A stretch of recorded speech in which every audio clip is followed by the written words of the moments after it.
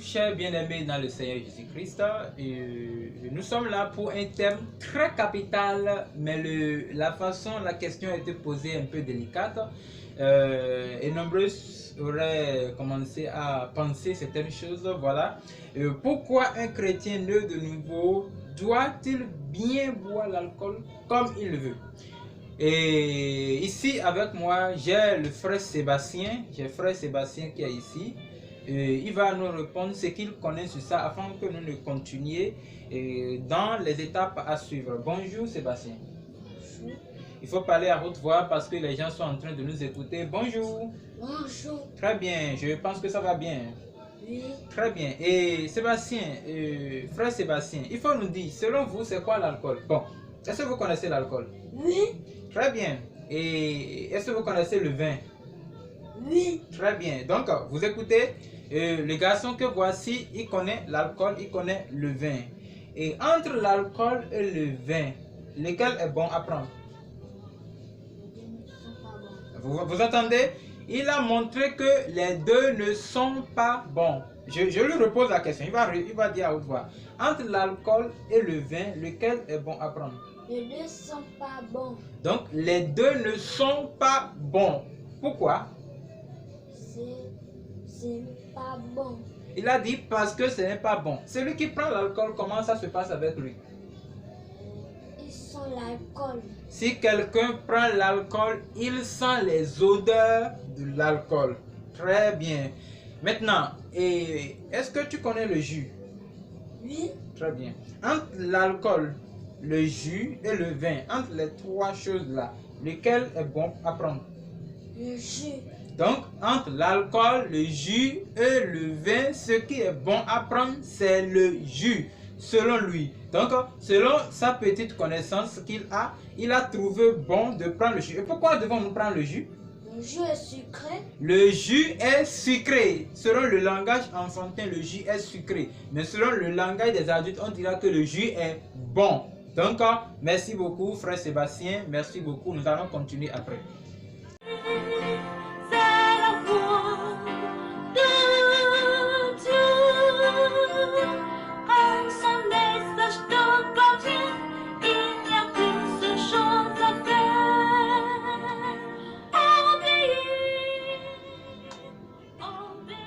Bien-aimés dans le Seigneur Jésus-Christ, nous allons continuer dans notre émission spéciale de ce jour.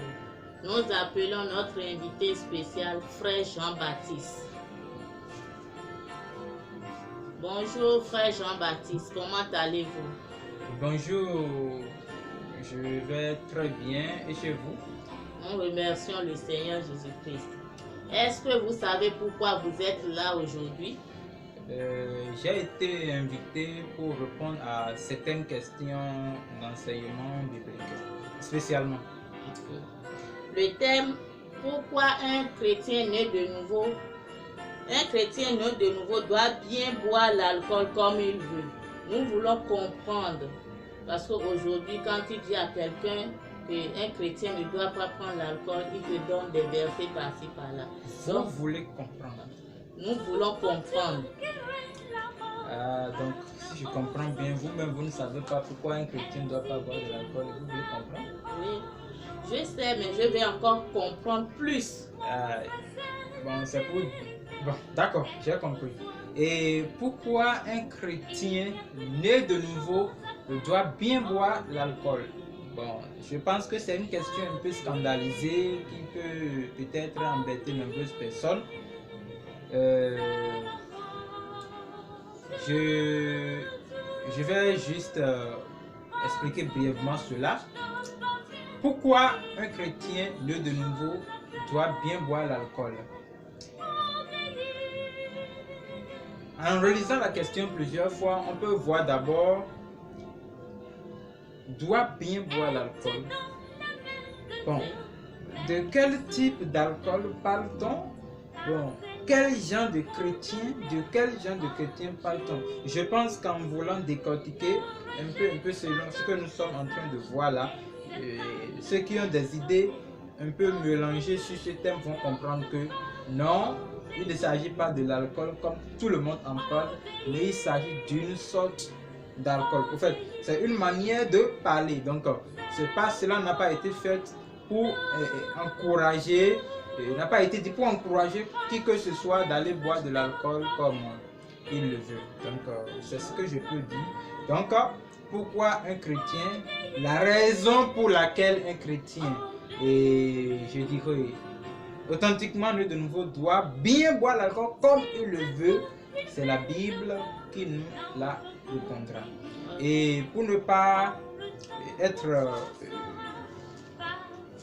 trop chiche dans cette parole, est-ce que j'ai même besoin de donner la référence? Mais je crois que les spectateurs qui nous suivent en connaissent mieux que moi. Quand l'apôtre Paul dit quelque part, ne soyez pas remplis du vin, mais soyez remplis de l'esprit. Donc voilà deux choses qui peuvent enivrer. Deux choses qui peuvent enivrer. Donc quand on dit pourquoi un chrétien authentiquement nous de nouveau a le droit de bien boire l'alcool comme il le veut, c'est pour dire pourquoi un chrétien doit s'enivrer. Bon, maintenant, doit s'enivrer de quoi? Remplaçons l'alcool par enivrer. Maintenant, beaucoup de choses peuvent nous enivrer, tout comme beaucoup de choses peuvent ne pas nous enivrer. Donc, on va voir la suite dans l'intervention. Merci beaucoup. Merci à vous aussi. Et j'ai certaines questions ici à vous poser. Et les bien-aimés dans le Seigneur, soyez attentifs et écoutez. Ma première question, le thème, n'est-il pas compliqué? Comment je n'ai pas N'est-il pas compliqué à un chrétien né de nouveau de boire l'alcool comme il veut? Ah d'accord, je vois. Et il y a rien de compliqué dans ce thème. Parce que quand on dit un chrétien né de nouveau, en fait, ça devient deux types de chrétiens d'abord. C'est-à-dire un chrétien non né de nouveau, un chrétien né de nouveau. Maintenant, si un chrétien est vraiment né de nouveau, il sait ce qui peut le livrer. Est-ce l'alcool ou une autre chose? Un chrétien qui se dit qu'il est né de nouveau, il doit d'abord être capable de montrer quel type de personne est-il.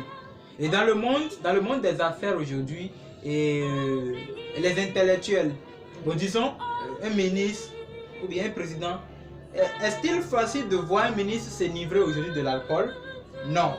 Mais il est possible de trouver les marchands, les gens qui de basse classe prennent de l'alcool, boivent jusqu'à juste frapper les femmes. Donc cela montre qu'il y a une différence, ce n'est pas compliqué.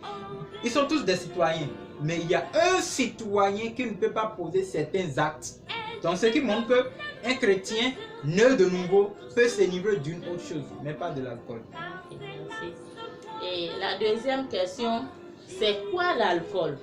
Il faut nous expliquer ce que c'est l'alcool. Bien, en ce qui concerne la définition de l'alcool, je ne suis pas trop spécialiste dans la médecine, mais je crois qu'un frère vient de nous parler, le frère Sébastien, qui vient de montrer que l'alcool, quand on prend ça, on sent mauvais. Bon, ça me permet de vite comprendre. Même si je ne le bois pas, je peux déjà comprendre. Parce qu'il a dit quoi? Il dit, quand on prend l'alcool, on sent mauvais. Il dit même, les vêtements de la personne sentent mauvais et la maison, la chambre de la personne mauvais. Donc, il ne peut pas sortir. Parce que s'il dépasse quelqu'un, la personne sentira en lui. Donc, simplement, à base de ce qu'il vient de nous montrer, j'ai compris que l'alcool, c'est une substance parfumée qui a des odeurs d'abord. Donc, c'est aussi, c'est un liquide. C'est comme de l'eau. Et ça a des odeurs. Donc, et ce qui a des odeurs a aussi en lui un goût. Déjà que ça donne des odeurs, cela montre que ça peut influencer le système de l'homme. Donc, quand un homme prend, il peut quitter son système et commence à agir différemment de ce qu'il peut faire.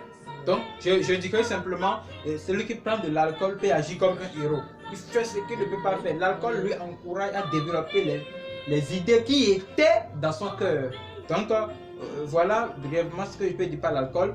Et d'une autre manière, je peux dire que l'alcool, c'est aussi c'est une substance comme l'eau que beaucoup utilisent aujourd'hui pour former des produits, les vinaigres, les mayonnaises, bon, beaucoup de choses aujourd'hui, des boissons, des médicaments aussi. Donc, ils utilisent ça pour faire les médicaments. Donc, mais cela ne dit pas qu'on est en train de boire. Utiliser quelque chose ne veut pas dire qu'on est en train de l'utiliser comme une nourriture, bon, tout ce que je peux dire. Merci beaucoup. Et il y a plusieurs sortes d'alcool. Parce qu'il y a l'alcool qu'on fabrique dans les villages. Il y a aussi les vins dans lesquels on trouve les alcools. Donc, il faut nous expliquer qu'est-ce que le vin. Le vin, c'est quoi? Ah, bon. Parce que quand on prend le vin aussi, ça dérange, on sent les odeurs comme le frère avait dit tout à l'heure. On sent partout bien, ça saoule. Le vin aussi, ça saoule. C'est parce qu'il y a l'alcool dedans. Donc on veut savoir, il faut que vous nous expliquiez c'est quoi le vin et pourquoi ça saoule. D'accord. Proverbe chapitre 23, le verset 30. Pour ceux qui s'attardent auprès du vin, pour ceux qui vont déguster du vin mêlé. Vous entendez ça? Quand on dit le vin mêlé, ça montre qu'il y a plusieurs sortes de vin déjà. C'est que le vin, bon, en quelque sorte mélangé. Bon, je continue. Ne regarde pas le vin qui paraît d'un beau rouge. Donc il y a aussi le vin rouge. Bon, qui fait des perles dans la coupe. Quand on dit le vin fait des perles, je n'ai pas un verre ici. Et il faut me donner un verre. Il faut me donner un verre. Donc, je vais vous montrer. Et quand on parle de vin, merci beaucoup. Et versez-moi un peu de l'eau. Nous allons voir quelque chose. Le prophète Salomon, bon, qui est le roi Salomon, c'est bon, merci beaucoup. Voilà un verre. Maintenant, il dit qu'il fait des perles dans la coupe. Donc, des fois, c'est lui qui est un boiteux. Nous disons ça. Disons quelqu'un qui boit. Nous disons comme ça. C'est une forme de qualifier. C'est pas le mot. Donc, celui qui aime le vin, quand il observe le visage du vin dans les verres, on dirait un perle. Or, le perle, c'est le truc des femmes. Quand elles portent, c'est pour attirer les hommes. Donc, le vin attire celui qui l'aime. Comme une femme porte des perles pour attirer celui qui l'aime. Maintenant, il dit, quelque part là, il dit, et qui coule aisément. Il finit par mordre comme un serpent. Donc, le vin mordre quelqu'un qui le boit comme un serpent. Or, le serpent, c'est le diable. Je continue.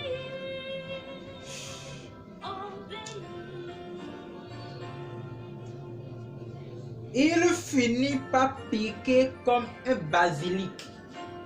Bien, je pense que là, il y a d'abord les vins alcooliques. Il y a aussi les vins non alcooliques. Écoutons bien.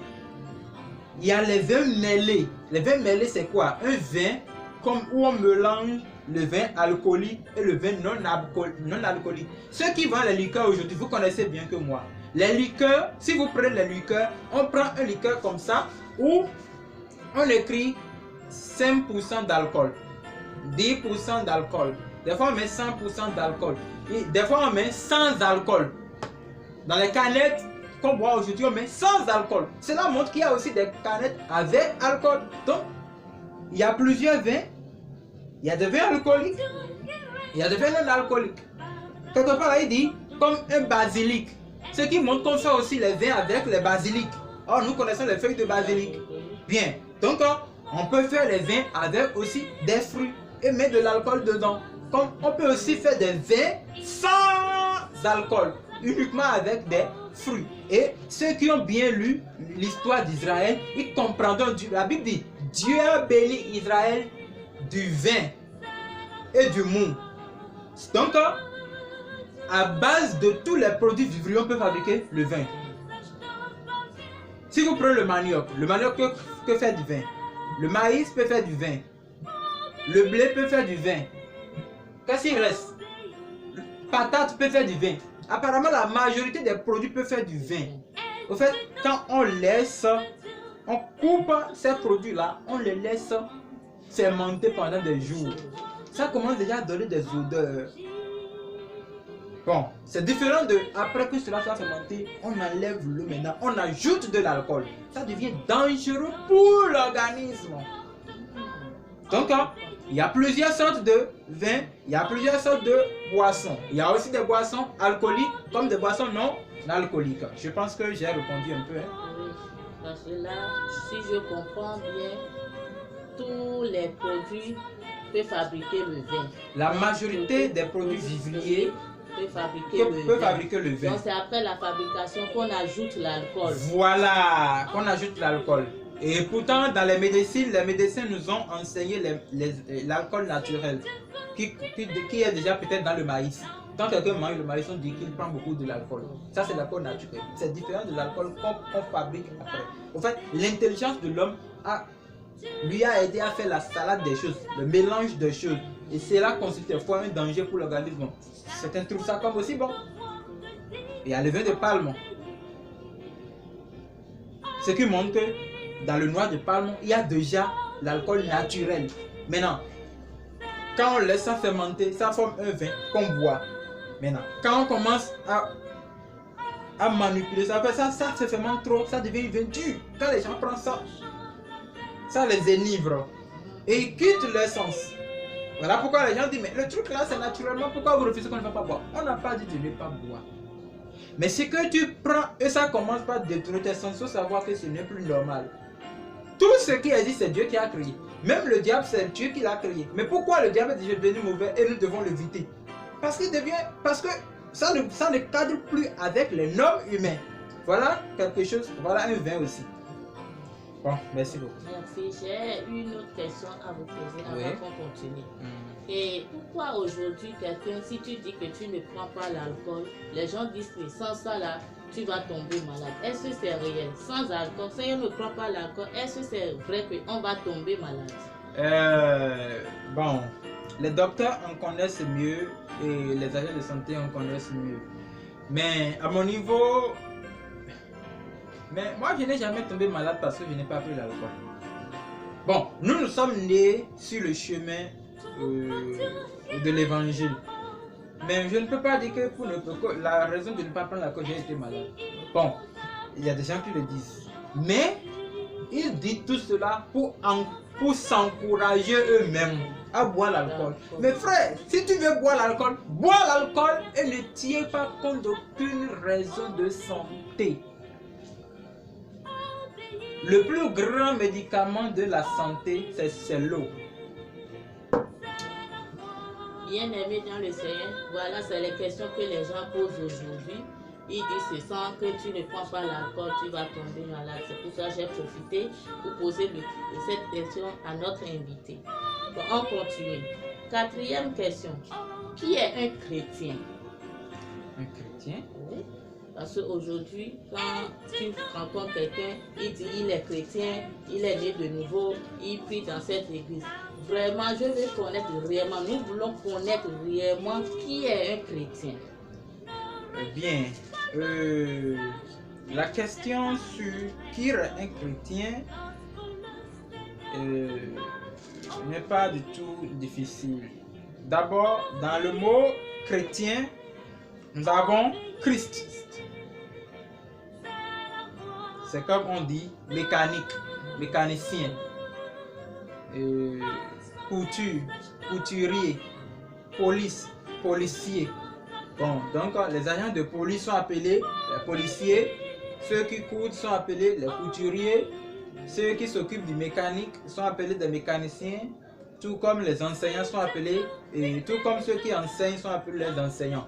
Donc, ceux qui viennent du Christ sont appelés des chrétiens. Bien, et cela a été fait à Antioche. C'est à Antioche que les gens ont vu dans les apôtres les qualités de Christ.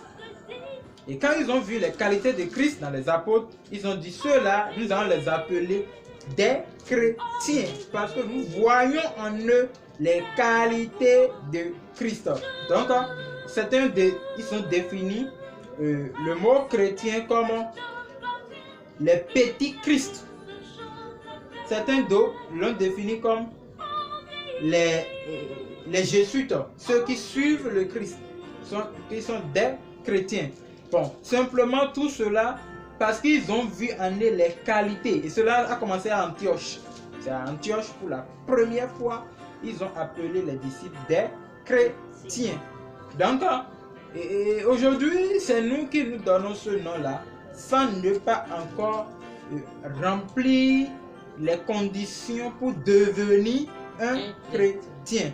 Bien, donc celui qui est chrétien, c'est celui qui a en lui l'exemple du Christ. Et ce n'est pas à lui de le dire, c'est aux gens de le voir, cette nature en lui. Donc, cette nature du Christ, c'est quoi? C'est que quand l'homme était venu avec péché, il faut qu'il parte au pied de la croix pour qu'on lui fasse libérer de l'esprit du péché, de la nature du péché, afin qu'il reçoive en nouveauté la vie du Christ. Et là, on verra Christ en lui. Donc, c'est ce que l'apôtre Paul dit dans le livre de 2 Corinthiens chapitre 5, verset 17. Si quelqu'un est en Christ, donc la personne devient chrétien, une nouvelle créature. Merci beaucoup. Donc, un chrétien, si tu es chrétien aujourd'hui, on doit voir en toi Christ. Parce que Christ, c'est lui qui est Christ est en quelqu'un, il est devenu chrétien. Mais aujourd'hui, il y a les chrétiens, ils prennent les alcools comme on est en train de parler aujourd'hui, mais pourtant ils disent qu'ils sont chrétiens, alors que Christ est saint. Bon, de ce côté, vous serez peut-être étonné de ce que je dirais. Un chrétien peut prendre de l'alcool. Comment? Un chrétien peut prendre de l'alcool. Pourquoi? Celui qui part à l'église peut prendre de l'alcool. Prendre de l'alcool, c'est tout comme voler, manger, mentir, faire toutes sortes de péchés.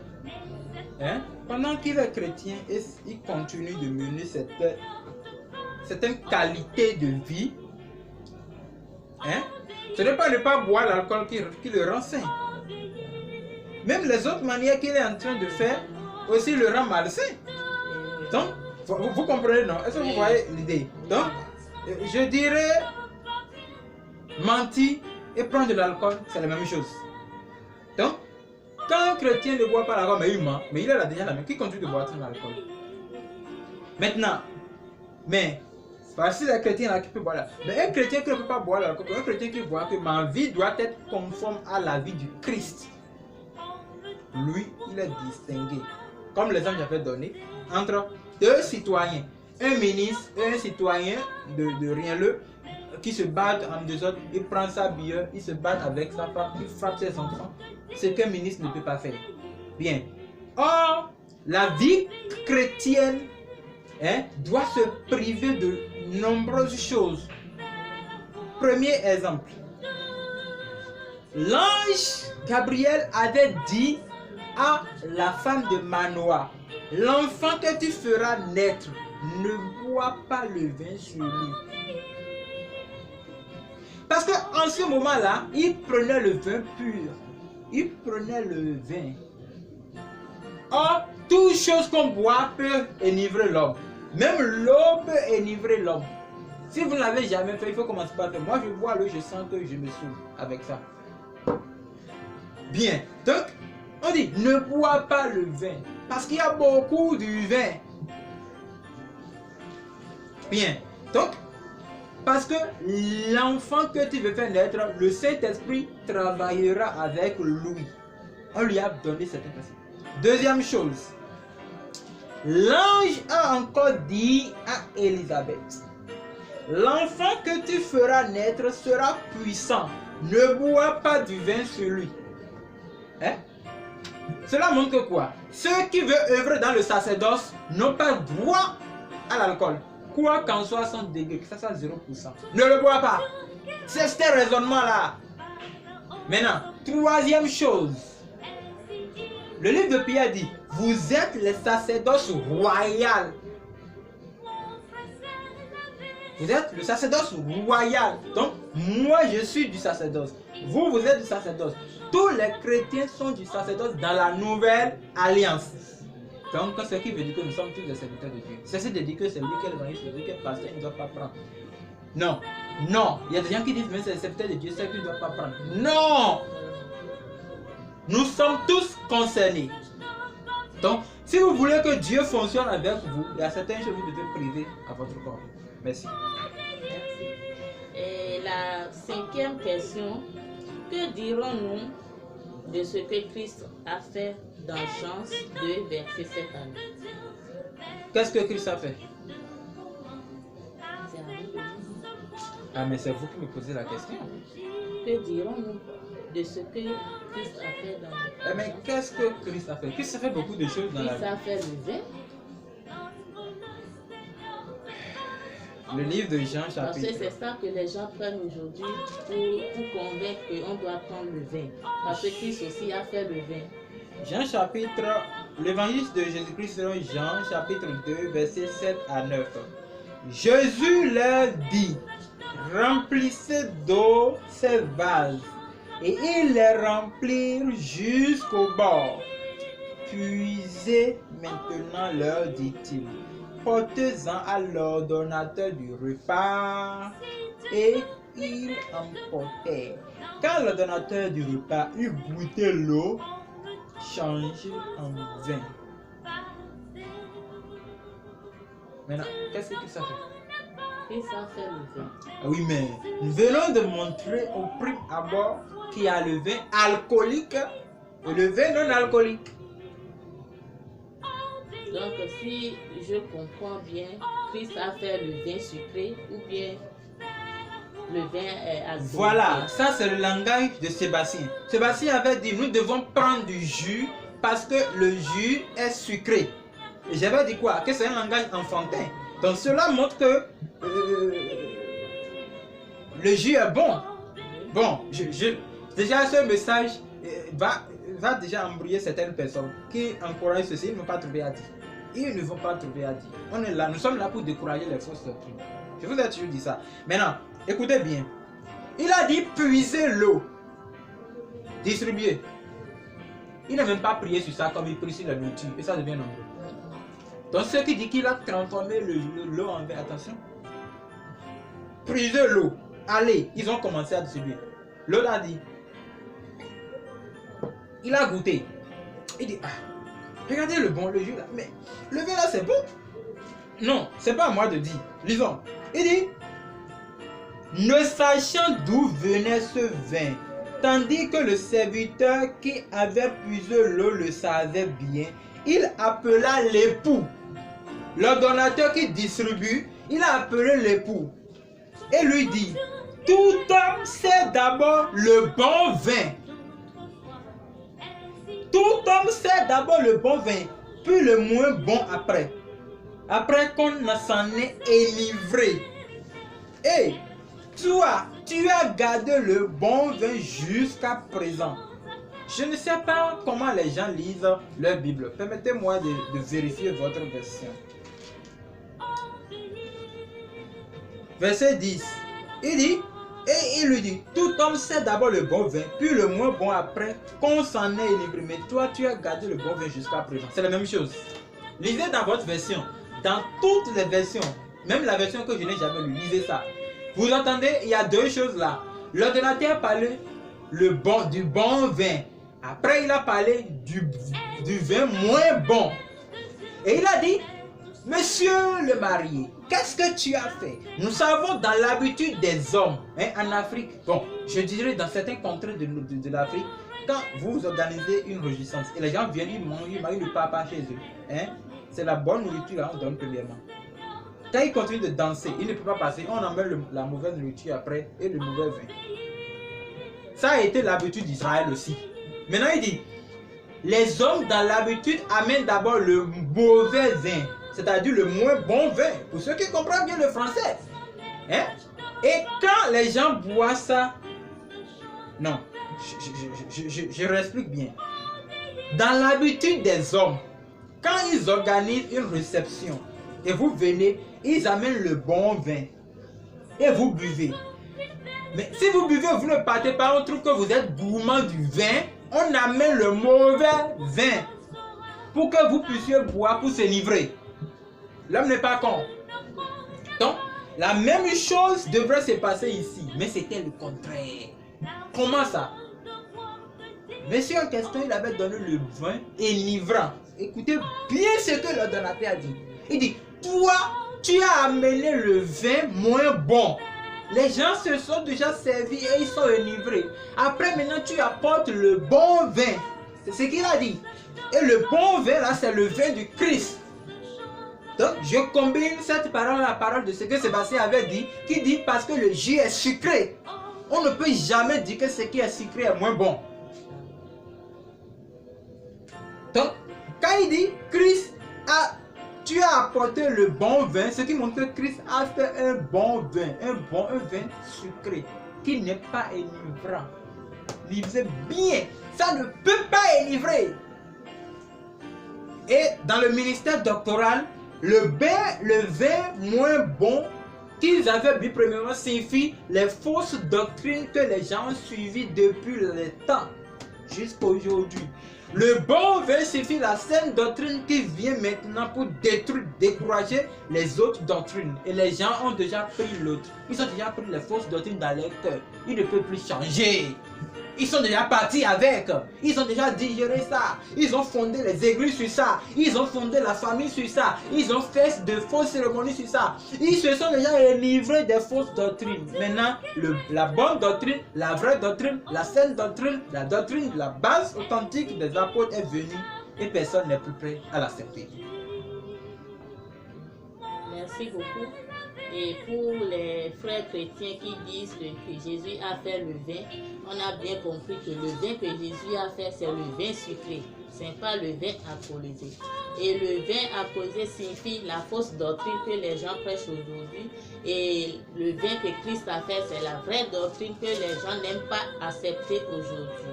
Je vais dire à tous ceux qui suivent, même le bon vin, hein, quittons d'abord la doctrine et revenons ici. Le bon vin, le vin qui n'est pas alcoolique, ce qui n'est pas de l'alcool, qui n'est pas du truc là, ou bien les jus, simplement, nous ne devons pas dépasser la limite. Moi je vois des gens aujourd'hui, ils prennent 5 bouteilles, 6 bouteilles de jus. Moi je me demande où est-ce qu'ils prennent ça. Toute forme d'excès est un péché. Dans les fruits de l'esprit, le dernier fruit de l'esprit, la Bible dit la tempérance, encore appelée la maîtrise de soi. Ce qui veut dire que tout ce que nous devons faire ne doit pas dépasser la limite. Moi, des fois, même je vois, mais est-ce que je n'utilise pas trop le téléphone? C'est un péché. Toute forme d'excès est un péché.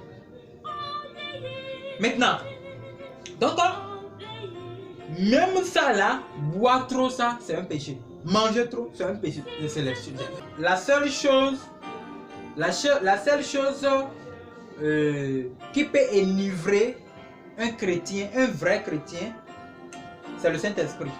Donc, c'est ça le livre de Actes chapitre 2, le verset 12, 13, 14, vous allez voir, verset 13, la Bible dit, mais d'autres se moquaient et disaient, ils sont pleins de vin douce. Ce qui montre que même le bon vin aussi peut enivrer. Dans le contexte physique, donc nous devons savoir prendre. Maintenant, le Saint-Esprit peut nous animer. Nous pouvons nous enivrer le Saint-Esprit. Oui. C'est ça qui s'est produit avec et les gens ont vu que c'était le vin. Bien, c'est d'accord. Nous avons, pour terminer, nous avons une dernière question. Dans tout ce que vous avez expliqué, quelle leçon tirer dans tout ça? La leçon que nous pouvons tirer dans ce que nous venons de résoudre, c'est qu'un vrai chrétien authentique, l'alcool qu'un vrai chrétien authentique peut prendre. La question au thème, l'alcool qu'un vrai chrétien authentique peut prendre comme il veut, c'est le Saint-Esprit. Et c'est cet esprit qui sera en train de travailler en lui. Dans le cas contraire, l'alcool qu'un autre chrétien est en train de prendre fera l'œuvre dans lui à la place du Saint-Esprit.